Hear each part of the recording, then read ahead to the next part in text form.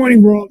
This is Steve Rao, the host of Pod and Roku TV's World Edition, and I'm opening up the show today. I want to thank you all for your patience. I've been kind of in and out this year, much travel, but I will always try to my best to come on the show and open up and begin our show as I hand it off to Mark Lee.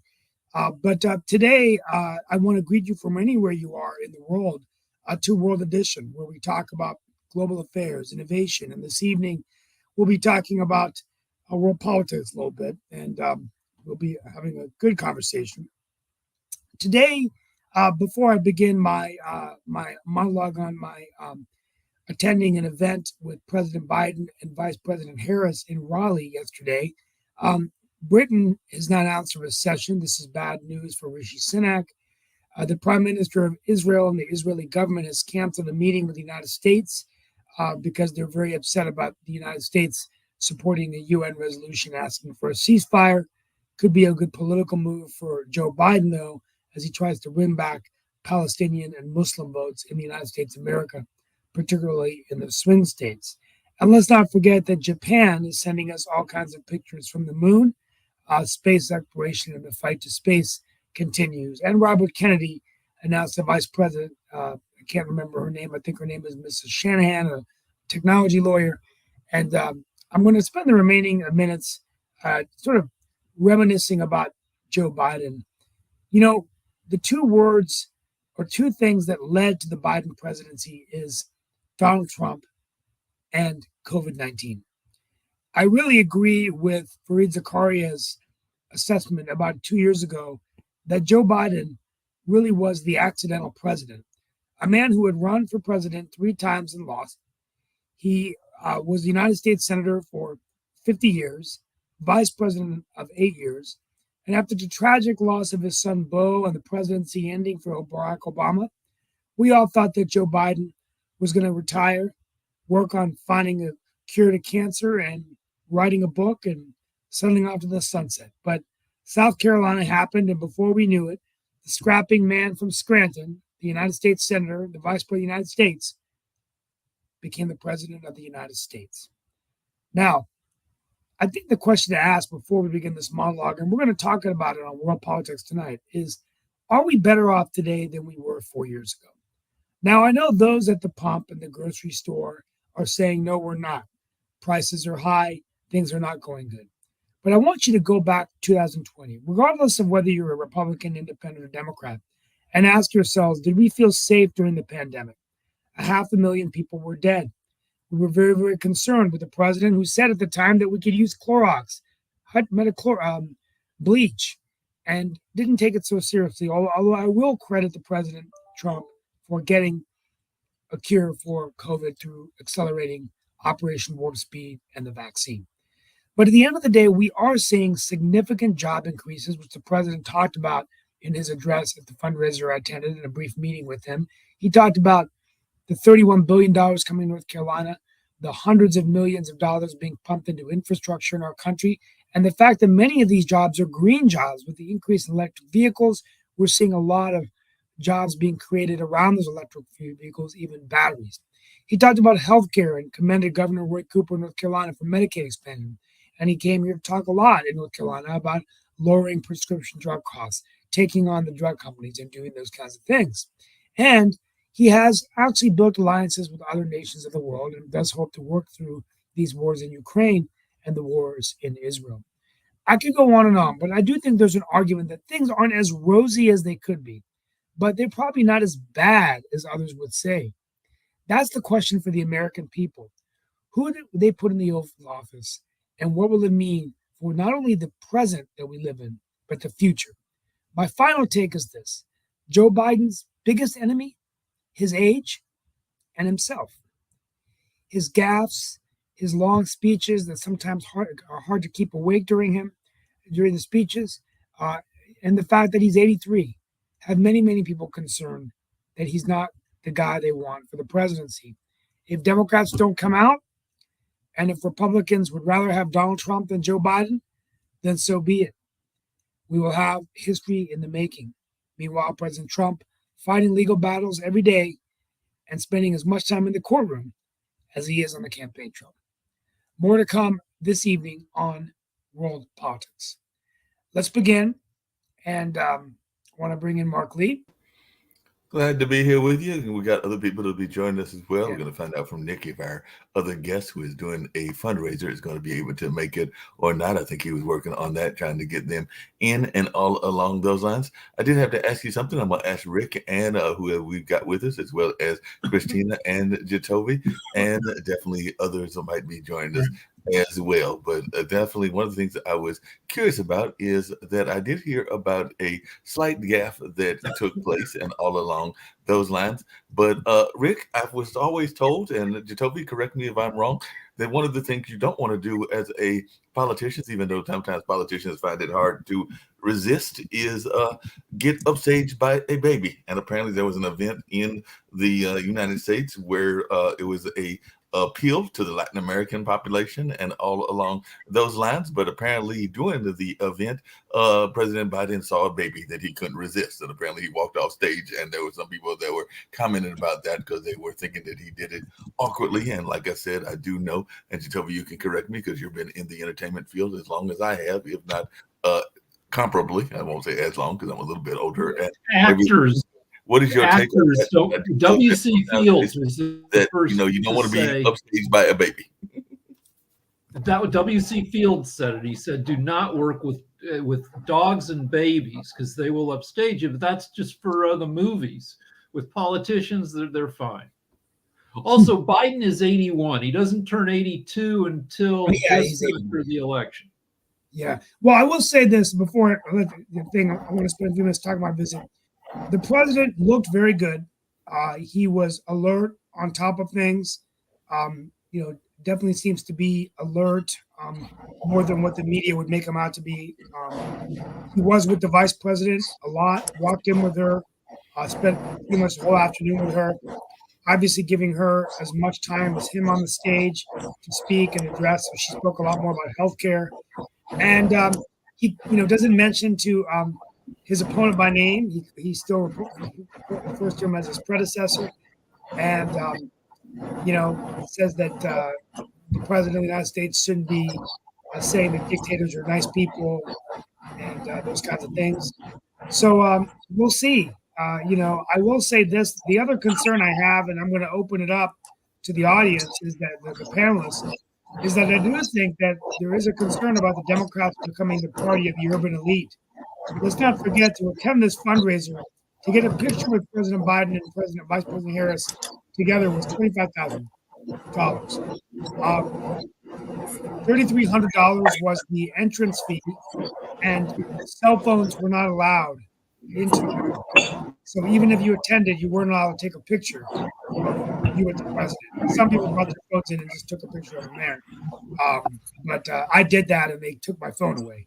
So it was very strict, and that's a lot of money. So as you think, are the Democrats the party of the elite, where these lavish fundraisers? Meanwhile, somewhere in North Carolina where this event was held, people are paying high dollars for groceries, gas, and I think that's kind of what drives this Trump base. So, hey, Steve, along those same lines, just to jump into there, what it is we're allowing the narrative to take hold.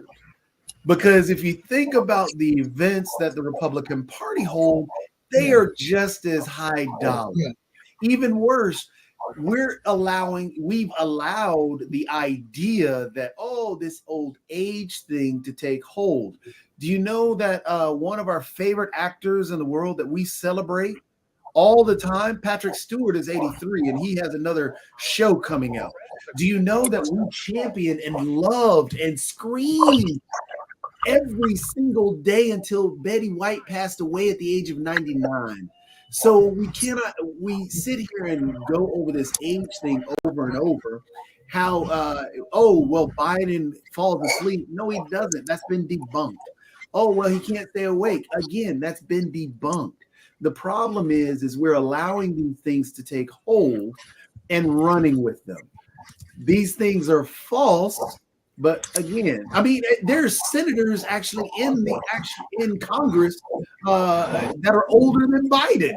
So like Joe Lieberman, right? Yeah, right. I was going to ask about. I was going to get your mention. Joe Lieberman, who just passed away and everything, and he was a former president. I Yeah, mean, Joe vice Lieberman's presidential candidate. okay. But before we get to Lieberman, I had a quick question because one of the things that I had read really quickly, and I'm hoping that Isaiah will jump in on what I'm going to ask. But apparently, part of the reason that the Biden administration is rolling out in terms of a surrogate candidate or a surrogate person to help with the campaign is Barack Obama. And I do know that in one of the articles I read, it was to try to beef up with support in the Latin American and the African American and definitely the youth vote and everything in that space. And Isaiah, you fall into two of those categories. You are definitely under 40, so you would be a young voter, and you are definitely of Latin American descent and all along those lines. So do you think that this effort to put Barack out into the forefront will help win over those two demographics?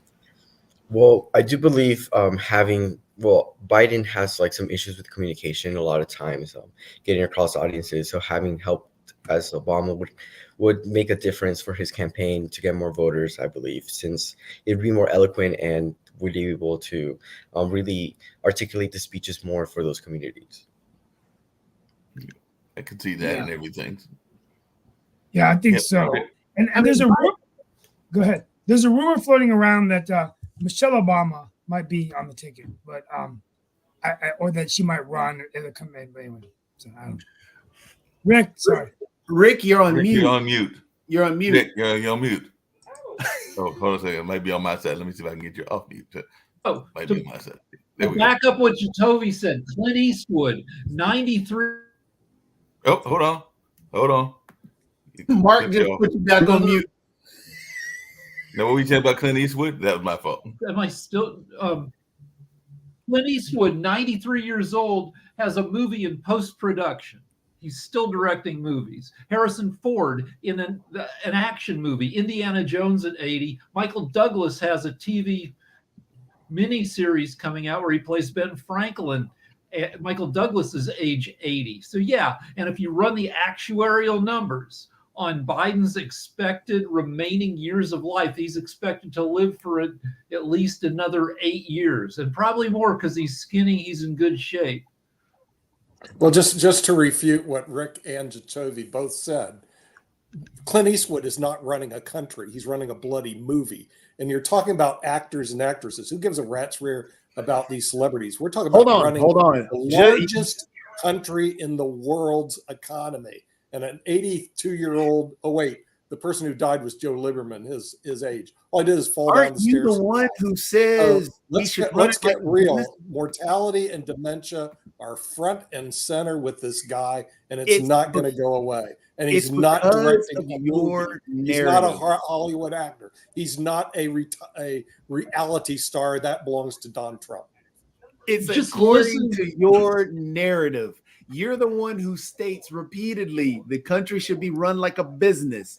Do you know that's right? There are plenty of 80-year-olds still running businesses. Yeah, you're right. But businesses is not a country, and not again. The you size said of you the wanted to run it like you want the business. Yeah, but the thing is, you're talking about you cannot run that analogy. Then he is not competent to run the United States of America. Is Trump competent? No, Trump isn't either. Have no proof of that. So tell me, is Trump competent to run anything? Can he run anything at all? He can run He's a pathetic loser. He lost everything. What was possible to lose? Impeachments, trials, indictments. He is pathetic loser. How you can get? Can we get Christina? A pathetic loser. Tell me running his mouth. Guys, I'm moderating the show for the first 30 minutes, so we're gonna keep this, giving everyone else a chance. So we got two women on the show. We want the woman perspective. We're gonna go to Christina to give us some insight about what we're talking about. Christina, welcome to the show. Hi guys, good morning. How are you? I am so sorry, but the weather here is super bad, so I kept cutting in and out during the beginning of the show. Well, we need to get you some of that $1 billion broadband that's coming out from Joe Biden. You know, get I'm going to call the White House. I got his chief of staff's card right here, so I'm going to tell him I got a guest on the show. But anyway, actually that's Kamala's chief of staff. But tell us what your thoughts are. Then I want to go to Kim Calhoun. you're a little bit about yourself. I know you've probably been on before, but you could just tell where you're from, and then let's get into your analysis of what you think. I like the fact we've got two young people here. What is your perspective in terms of the presidents of the United States and what's going on today in America? To be honest, I feel like it's a complete circus, a little bit of a joke. And no fault of his own. I think Joe Biden maybe had a great career back in his early days or in the past decades. But he's in his 80s now. I don't really think he knows where he is every time he's giving a speech, whenever they put him on stage. And if it's between the two candidates, to be honest, I would vote for Trump. Okay. Just to push back on that, how do you know that he doesn't know where he is? And then on top of that, you said that you would vote for Trump, but what qualities does Trump have, especially being someone who is convicted of rape, convicted of fraud? I said if it's between the two. But Trump, I mean, he seems a little more lucid. He seems to know what he's talking about when he's on stage giving a speech. He is a businessman. So our economy is in shambles. So if I want somebody running the country, then it would be somebody who knows what they're doing with money. Because Biden, I watched the speech he gave last week, and he said that Trump was the standing president. Like, no, sir, he is not. You're the standing president. But Biden doesn't seem to know that. Hold on, wait. He knows what to do with money. Sorry, he lost his father's money, exactly $400 million. Okay. In a matter of a year and a half. And then he was losing other people's money. Guys. Every business, whatever he's touching, at Trump Airline, Trump University, casinos, it doesn't matter. He's just losing anything. So how dare you say that he knows what to do with money? Say it right now. How dare you? What makes you think that Biden's a better candidate? Let me explain why Biden is a better candidate. Hold on a second. What makes you think so? I'd love to hear. Guys. This is a show, and we're going to go turn to turn. We're not going to be yelling over each other. Yes. Kim Calhoun point. I'm going to come back and make a comment about the economy being in shambles because I respectfully disagree. But as I see using the word respectfully, because I have some good data, and I want to thank Christina for sharing her views. She's entitled to her own opinions. Kimberly, please come on. What can you say? So I would like to thank Christina for her point of views. Everyone's point of view is very valuable. And that's what's great about America is we do have that somewhat freedom to say it without being punished. Unless you're against Trump, which as he keeps going out there going, we're going to get back at them. And he's actually talking about all the people who went against him. He's not trying to unite the people. He's all about himself. Everything he says is about himself. It's really not about you or what's good for you. Right now, I would say anybody else for president. I literally anybody else for president than these two. But I will defend Biden in many ways. One, he is the only one who pushed for a protective act of violence against women many years ago. He put that in place and he got funding for it for every year. When Trump got into office, that was one of the budgets he cut. And a lot of people don't realize 12 million women a year are beaten and abused in domestic violence, and that cost our country a little over $6 billion a year to clean up that situation. And it's not getting any better thanks to personalities and characteristics like Trump, who think it's okay to abuse a woman and women have no value. And I know you hear, oh, he treated this woman that way or that woman that way. Well, that's just all good PR. So I think what we need to do is look at the policies that they each introduce and pick the policies that you're interested in getting, the solutions for the problems that you see that are out there. Yeah. I don't see Trump doing anything other than what's for himself. For Biden, another defense. He does have a disability, which is great for our country that we don't put somebody aside just because they have a disability. He has a speaking impediment.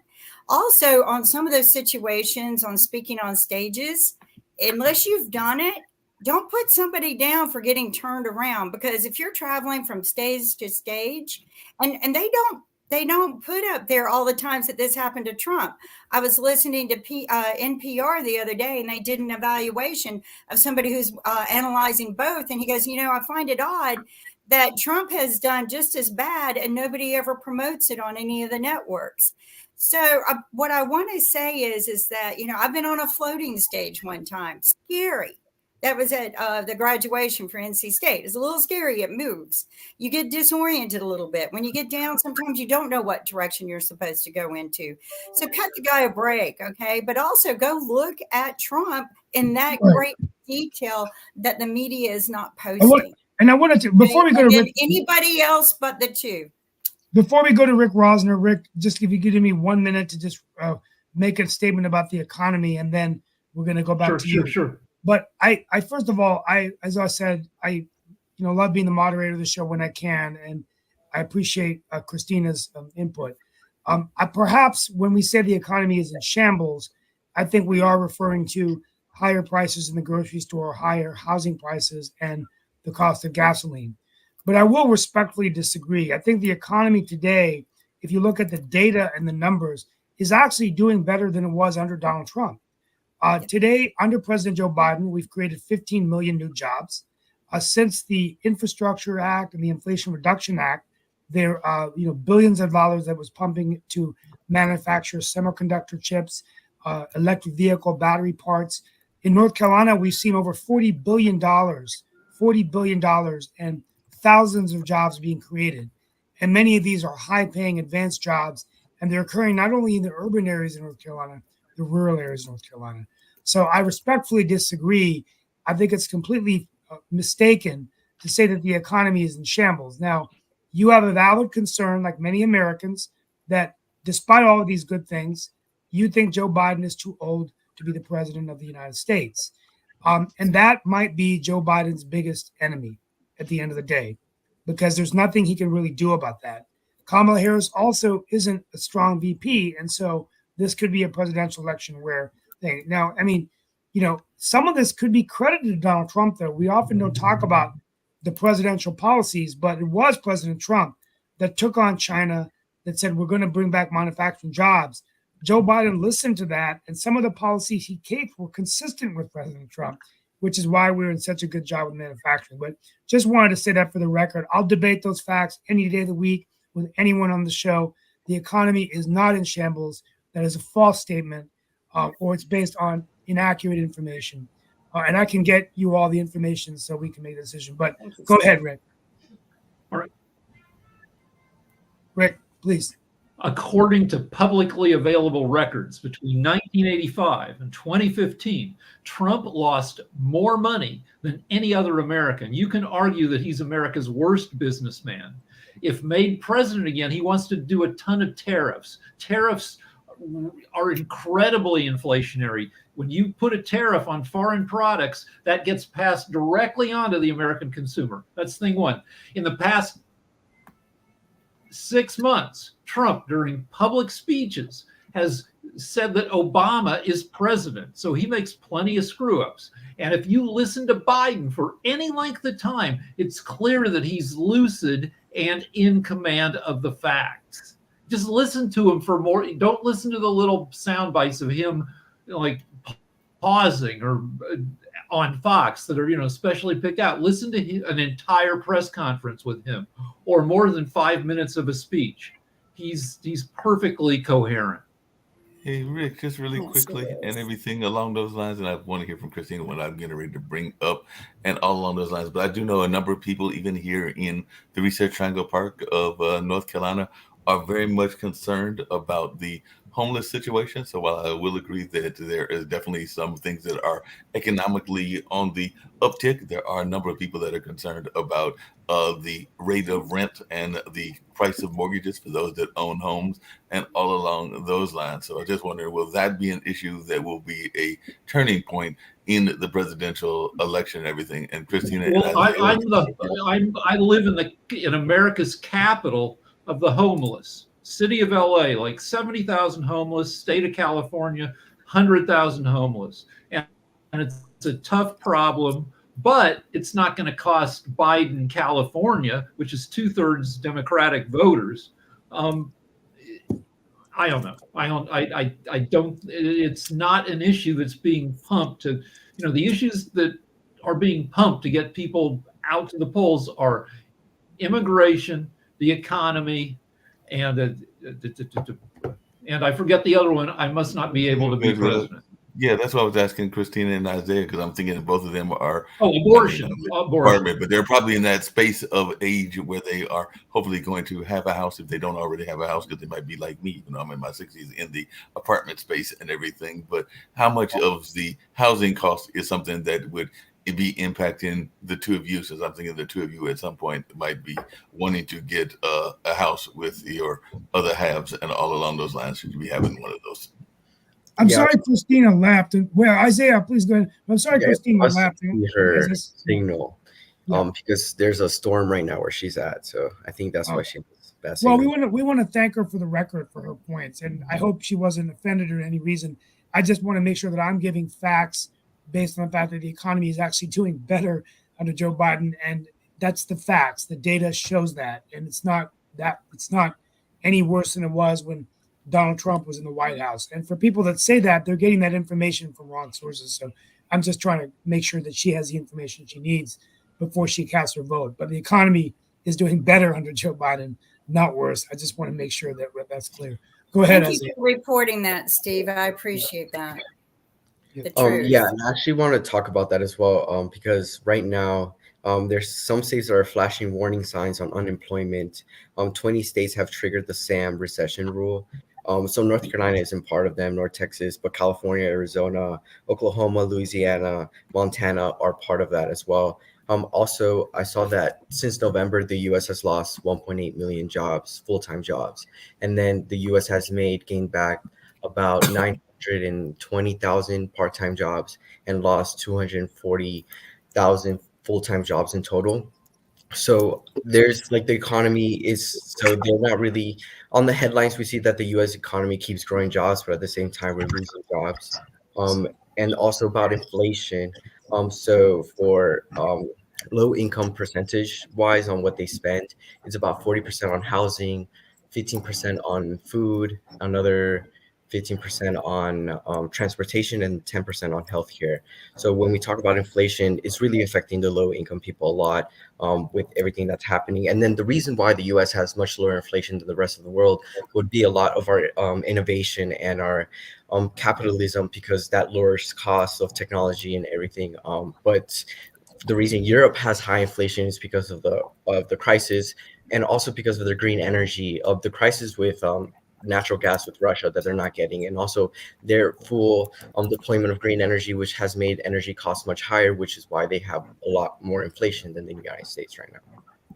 Yeah, not so fast, my left leaning panel here. Let's take a look at the real thing that's happening at the economy, Steve. Here's the reason it's growing: $34 trillion in debt, adding $1 trillion every 100 days. So what really is going on? It's what they call a false economy. What it is, Biden is sticking us with more and more debt for more and more worthless projects, from corporate welfare to liberal giveaways, and mortgaging our future to the point where the largest single item, the largest item that you're going to spend your tax dollars on today is interest on the national debt. So to say that we have a good economy is completely false.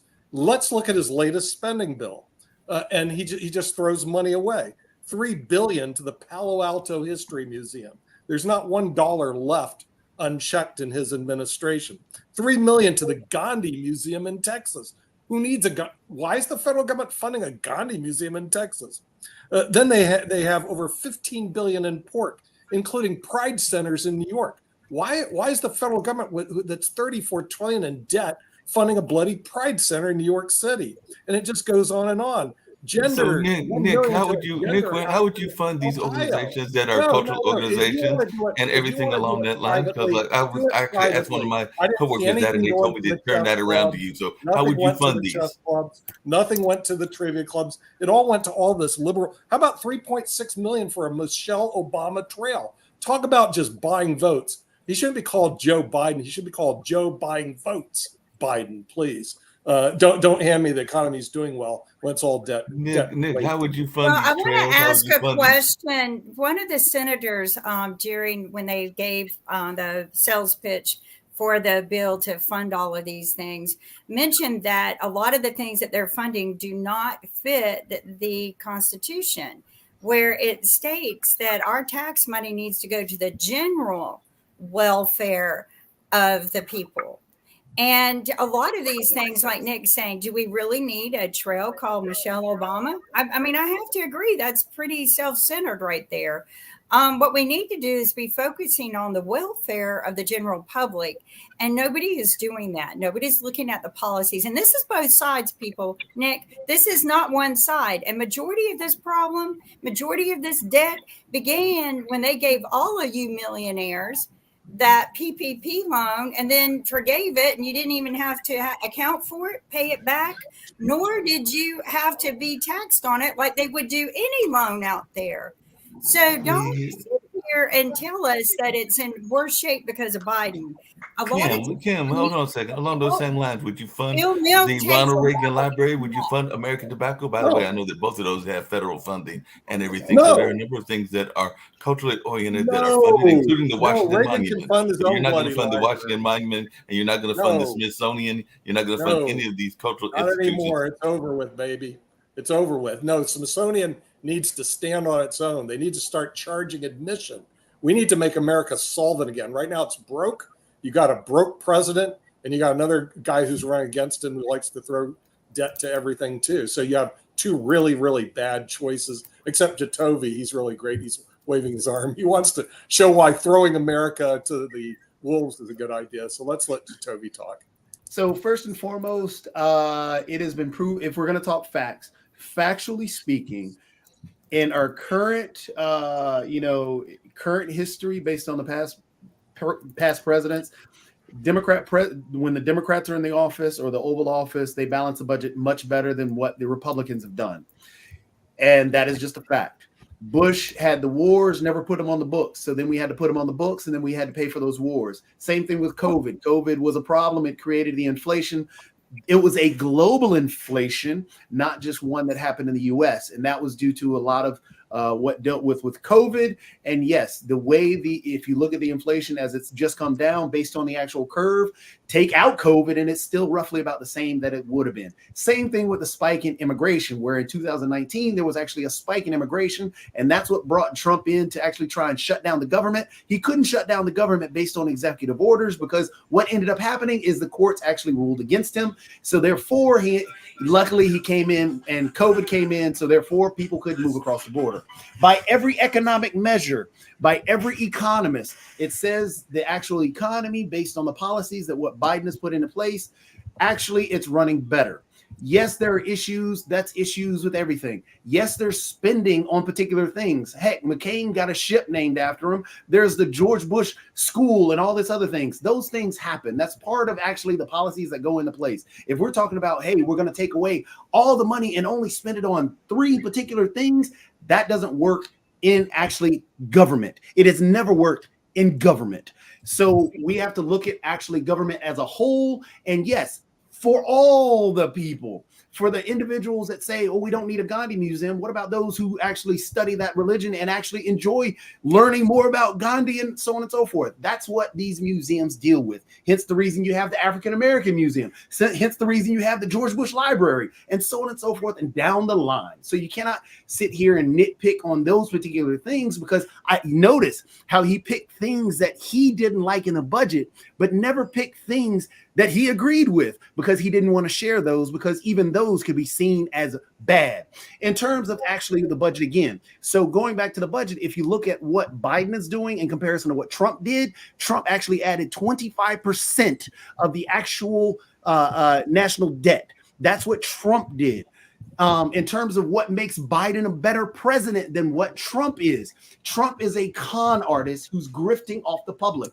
For example, because you have to look at not only the policies they put into play, but actually what they actually bring to society. Things that Sasha was talking about. how now if you vote for Trump, Trump actually is convicted of rape. What does that say about society and how we deal with women's rights? So you vote for an individual that you're saying now is okay. Now you're telling your kids that, hey, look, you know, it's okay they committed rape. They can still be president.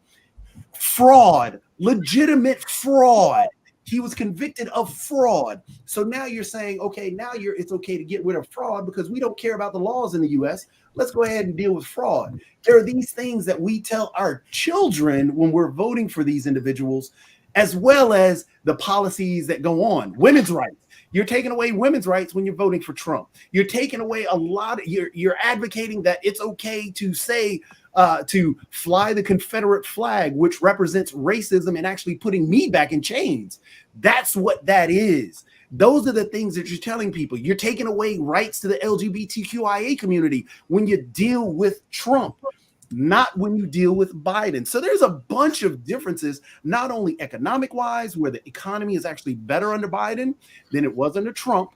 And then like about the economy as well, well, for example, the economies are actually better, let's say, because even though we had quantitative tightening, the Treasury was still able to print as many debt as it wanted, and that's how it was able to fund the economy. And why like so many people are still in the stock market is really because there's still liquidity out. Because when you have quantitative tightening, you're supposed to take liquidity out of the market, and that's when you have some crashes or some money out of things, right? But with the Treasury still being able to print so much debt, that's why we have a great economy right now. It's really debt funded. So I mean, 25%. But I agree. But like I'm not saying that Trump is a great president. No. But you're trying to dispute it by you're ignoring what happened under Trump was the same thing. Let's go to Christine first. And 25% happened under him.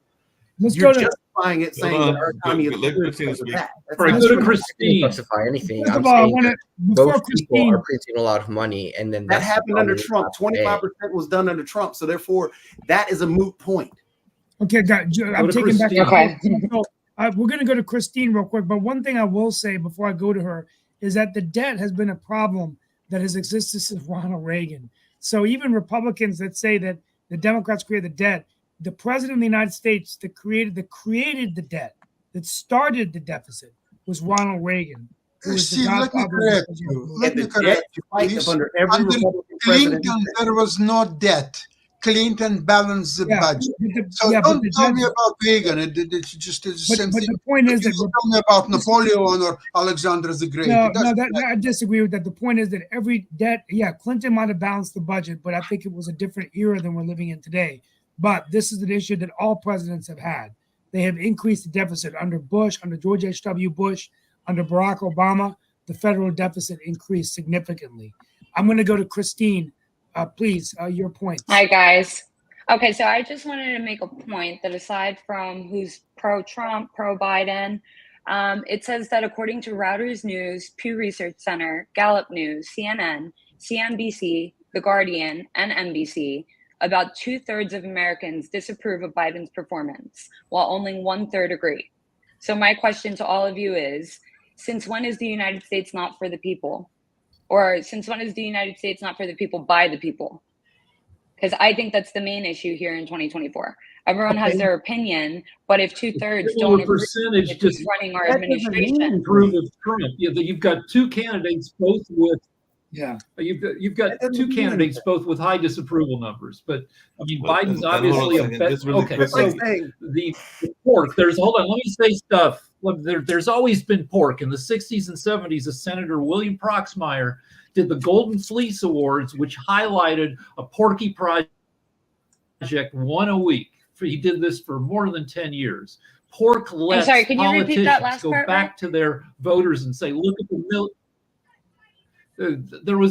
We've always had pork. Pork lets politicians go back home to their communities and say, look at the millions and billions of government money I've brought back to you. But these porky things in the $1.2 trillion infrastructure spending bill are the ones that Nick listed, only about 4% pork. And and we need infrastructure. Trump had 7 infrastructure really weeks, no infrastructure spending. I think we need new candidates. Look at the bridge.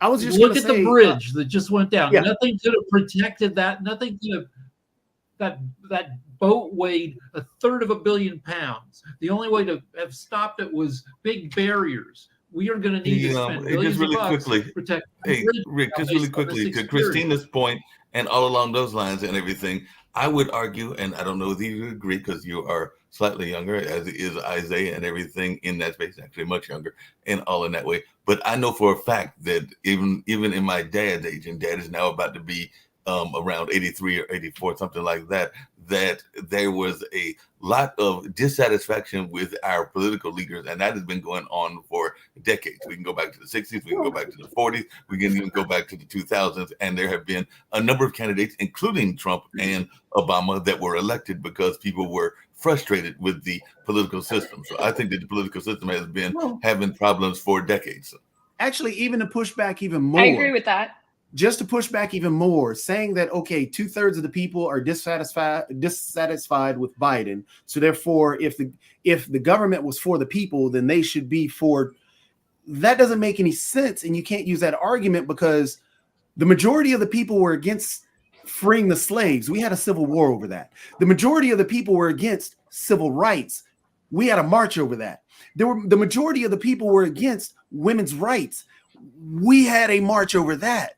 So just saying the government has to be for the people because, 2/3 of the people don't want this guy, so the government should, that's not a good argument at all, because a lot of the things that are necessary go against what a lot of the people end up hating.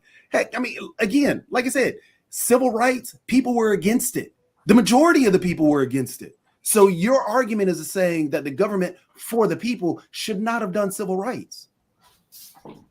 I'm just going back to your argument of when you're saying, what don't you like about Biden? What don't you like about Trump? I'm saying overall, nobody likes Biden. There's 1/3 of Americans right now that are pro-Biden. You asked me, though. You didn't ask all the other Christina, people. you don't know where you're getting the polling data because there's polling data that says the other way. I mean, I just listed it off to you guys. If you'd like, I can say it again. Yeah, but I've read polls where Biden's up by 4 points. I mean, it's a snapshot in time. We don't, and it's not the popular vote. This is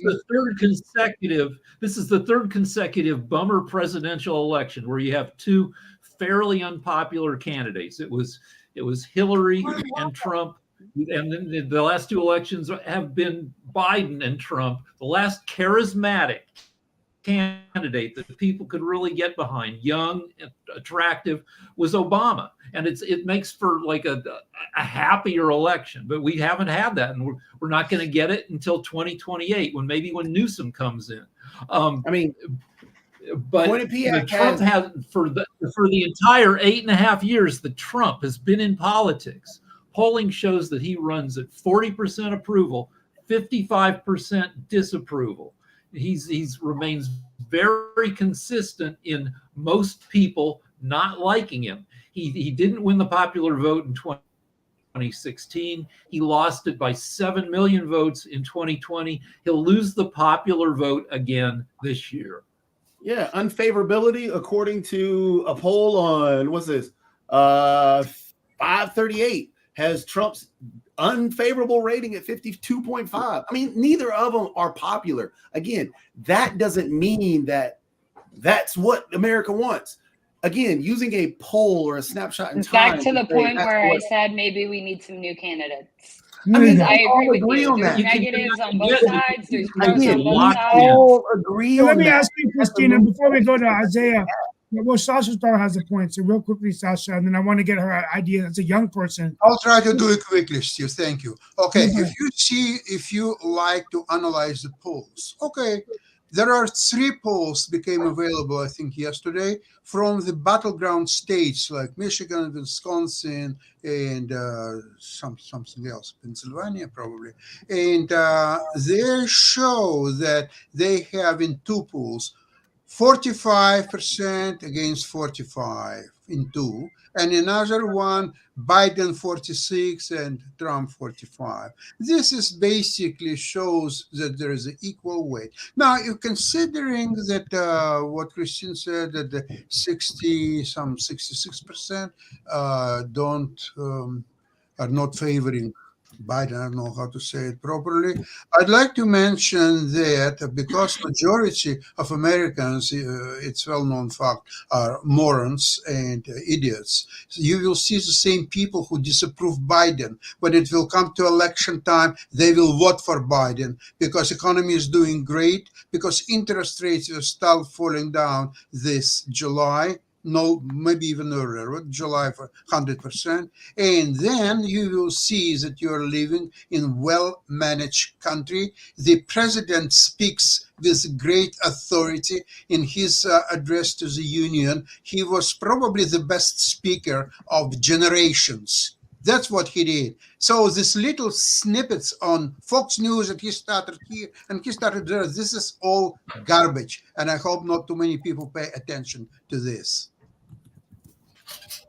Well, I was just going to say, for a long time, we're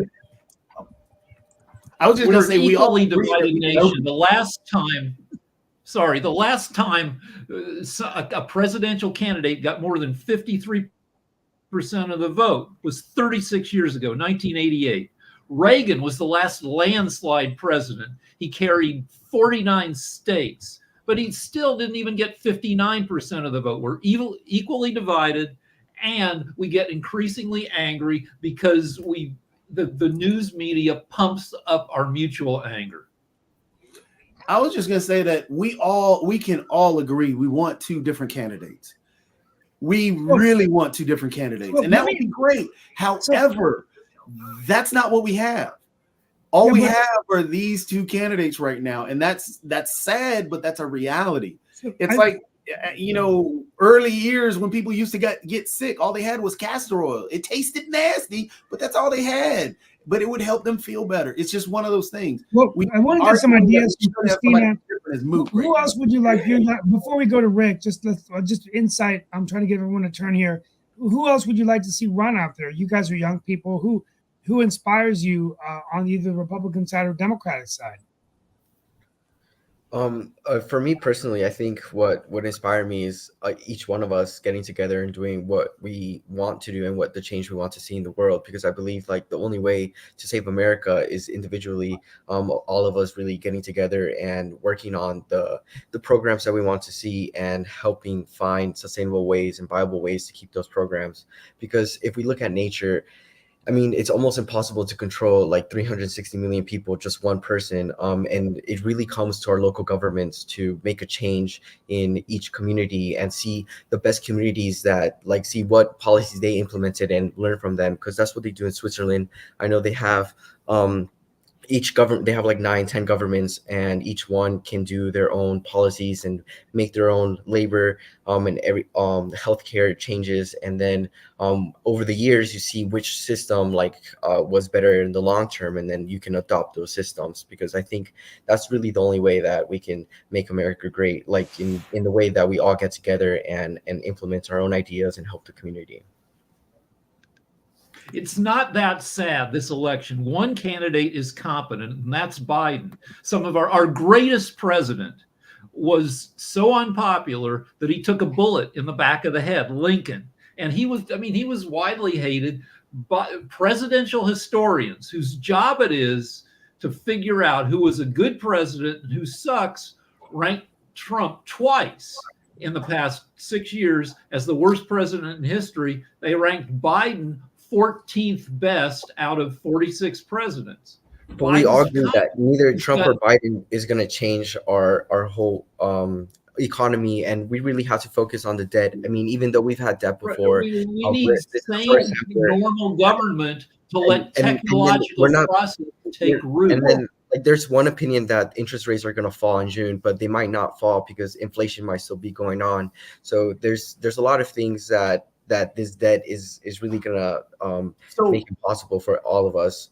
So it's something that we all have to fix, and we all agree that neither Trump or Biden can do it. So we all have to find a way that we empower our local governments to start managing the money well, and actually creating programs or maybe projects or ways to clean water, just innovation and having those innovations located in local communities. So I think here's the misconception, and I think this is where we run into the issues. Because yes, you have the two presidential candidates. But one thing that we forget as a society, because we all do this, I mean, every single one, and we've all done it every single election. We all focus so heavily on one institution, which is that presidency. And we focus on just those two candidates. And then on top of that, once they get in office, we never hold them accountable. And we don't really hold them accountable the correct way. The correct way is dealing with those local governments and dealing with the state governments and dealing with even the congressional leaders. Because right now, for example, we're asking for all this change. And Biden, honestly, if you listen to what he's trying to do in terms of policies, wants to change a lot of things. But you have a stagnant and stale government that has only done roughly about 30 to 40 bills over the past 2 years. Well, over the past year going into this year. So when you don't hold your congressional leaders accountable and you're focused so heavily on the presidency, the president itself can't do everything. And we're expecting the president to do everything. If we are to look at it in a different light about which of the two candidates you can work with and actually try and hold accountable, the only one of the two is actual Biden over Trump, because Trump already said he wants to be a dictator. Somebody who says that does not want to be questioned on his authority. Somebody who says that he wants to work with you and bring the country together does. So I think if we could focus and look at it differently, and actually everything you said, Isaiah, is spot on. Yes, we want to work on our own projects. We want to make sure that we change the world and do these things. But if you look at the actual two pathways that we have to choose from and who we can work with and who will work against us for his own goals, there's only one choice that's going to work with us. And we can hold that individual accountable and actually hold the congressional leaders accountable and hold the actual state and local accountable, which needs to happen more so than just saying, hey, let's vote for a president. Everything will be done. We're going to close out in a few minutes. I have to close out with, we're going to take a moment of silence and honor a very well-known American. I'm going to be closing the show out today to honor the late, who just passed away, Senator Joe Lieberman. But let's go to Rick Rosner, and then we're going to all close out here with our final insights. Right. So Jacoby is right. This is the least effective House of Representatives in history, completely paralyzed. We'll get nothing done until we get a new House in there in 2028. And we talk about change. Most change is going to come from outside the government through technological change. Technology, as we know, is going crazy and accelerating. And you need sane, non-chaotic government in place to let that technological change happen. A lot of the job disruption. We've got a lot of jobs now, but a lot of those jobs are super sucky side hustles like DoorDash or Uber, jobs that barely let you break even. That's technological disruption. Homelessness, a lot of that technological disruption. But McKinsey, the financial and analysis company, says that AI may double the world's GDP. But we need non-crazy people running the government to encourage the benefits of technology and the growth of technology in our country. Biden appoints sane people. Trump appoints assholes, and any sane people he appoints, like Rex Tillerson, hang in there for a few months and then say, no, I can't deal with this guy, and they leave. We're gonna any final insights, and I want to dedicate the rest of the show. We have 5 minutes, so I'm gonna, if there's any other, I want to just say a few words about the late Senator Joseph Lieberman, who just passed away yesterday. On this show, we often talk a lot about politicians. We do not use the word very often, statesman. Joe Lieberman was one of the best statesmen in the history of our nation and our republic of the United States of America. He was a man of faith, a member of the Jewish faith, adored his wife Hadassah, served as United States Senator, and eventually ran for the President of the United States, the Vice Presidency of the United States. He was doing incredible things, and he was the founder of the No Labels movement. During his career, we could see Joe Lieberman working with Republicans and Democrats, whether it was fighting for clean air and water, helping us rebuild from 9/11, doing all of these things to help America grow and prosper. Whether we're Republican or Democrat, hopefully Joe Lieberman's death can remind us of what politicians should be doing. They should be serving their nation, serving their communities. I've met with Republicans and Democrats, because I often go to Washington, who had nothing but great things to say about this United States Senator. He truly was a man who wanted to get things done and advance the interests of his nation. We pray for him and his family and for his colleagues in the United States Senate. He served with Joe Biden for many years, so I'm sure the president will be speaking at his service. But I want to go ahead and open it up to the audience for any insights about this great American, and I will call him a statesman, not a politician. May you rest in peace, Senator. I always looked up to you. And by the way, I think you would have been a great vice president and a great president. Never happened. But maybe one day one of your grandchildren will become president. Folks, the floor is yours before we close out the show. Yeah, Rick, did you have something? I just, when somebody crosses the aisle, they're a statesman. Look at John McCain. Everybody loves John McCain because John McCain went against his party orthodoxy at crucial times when his party was doing something jerky. Lieberman, he did that sometimes. Sometimes he did stuff that annoyed, but I don't know, I as a liberal annoyed me because it seemed selfish, but he crossed the aisle. And we love politicians who cross the aisle, but increasingly politicians who reach out to the other side are penalized by their voters in the primaries. It gets tougher and tougher to be a centrist politician. I agree. It's really tough to be a centrist politician. And that goes back to our incredibly stupid two-party system, which doesn't exist around the world, where you actually have multiple parties. People are independent thinkers. Here, we're not trained to be independent thinkers. We're trained to be sheep. And we're looking for a sheep herder. And who's the sheep herder? Well, you have two morons right now running on both sides of the aisle, and we're supposed to not cross. So what you have is a bunch of sheep. Any person who doesn't cross the aisle is a sheep, not a sheep herder. Yeah, Jatovi. I woke you up, didn't I, Jatovi? You like the two-party system. You like the one-party system. Why don't we just have Xi Jinping as president? Go on. No. It's actually none of that. What it is I disagree that we're trained to be, we're trained in that manner. I think that, again, we get so focused on just the presidency, and we've gotten to a point where we're cheering for our team. We should be coming together more. Not one party has every solution. And as Rick points out, when there was sanity, because the extreme on the right has really gone and putting them more so in power, they've lost that middle. Because, I mean, Lindsey McCain actually had some interesting ideas and some good ideas around the economy. Some of the other Republicans that are out there are good about the economy and working towards that goal, but then we begin to shift away, and same thing on the I won't say the same on the Democrat side, because those that are in power aren't those that are on the extreme out. Those that are in power on the right are on the extreme. But yes, we should actually, cooperation should not be a dirty word, but it is. It's a bully system. Not a bad thing. It's a bully system. Like even now, when it was bully their members, both parties bully their members. No. Yes, on occasion they do. But what I'm saying is, for example, Nick, for example, if we're going to work on breaking apart a two-party system, if we're legitimately wanting to work on breaking apart a two-party system, that's what starts off at the local level. That doesn't start at the presidency. All you are at the president's side is a spoiler.